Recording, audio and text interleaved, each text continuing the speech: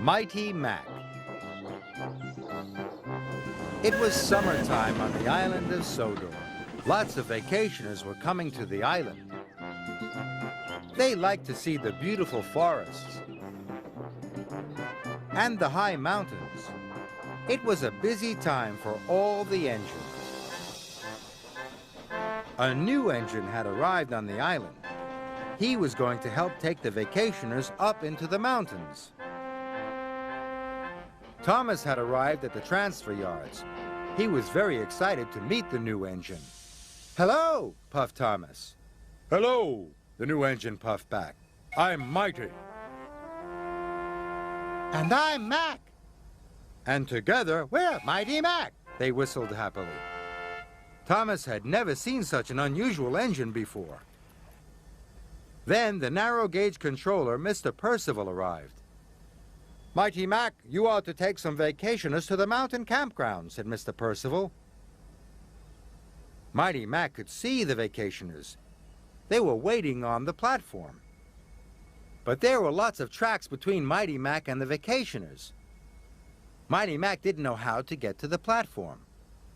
"We've always worked in the shunting yard," moaned Mighty to Thomas. "How will we find our way over to the passengers?" groaned Mac. "It's simple," whistled Thomas. "Look at where you want to go, then follow the track that will take you there." Mighty set off nervously.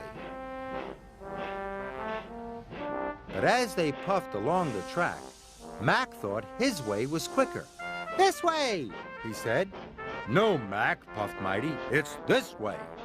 Soon they were puffing left and right, backwards and forwards.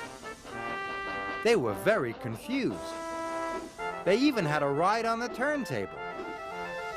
Then, at last, "We're here," puffed Mac.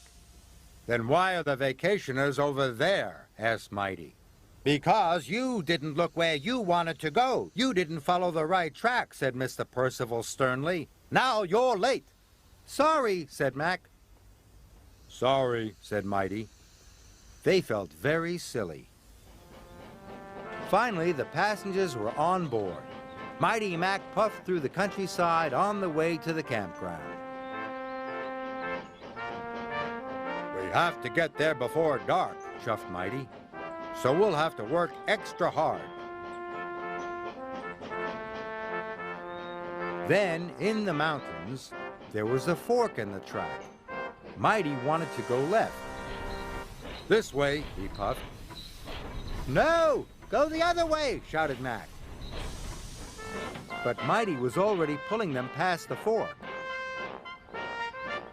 Mac was cross. The next time they came to a fork in the track, Mac wanted to go the other way again. "This way!" he puffed. And he pulled Mighty back to the junction, and then pushed him back up the other line. Now, Mighty was cross. They puffed through the mountains, and whenever they came across a junction, Mighty would push one way, then Mac would pull the other. The vacationers were having a very bumpy ride. They spilt their drinks and their donuts went flying. But Mighty Mac pressed on. Then there was trouble. They had arrived at a dead end.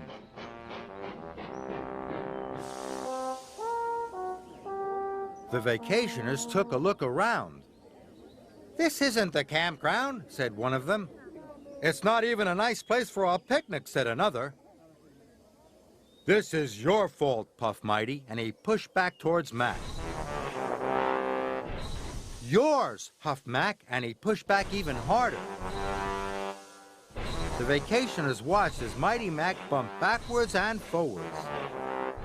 "Stop!" called the vacationers. "You're going to cause an accident." But it was too late. Mighty pushed Mac as hard as he could, and the coach crashed into the rocks. First, one rock fell. Then another rock.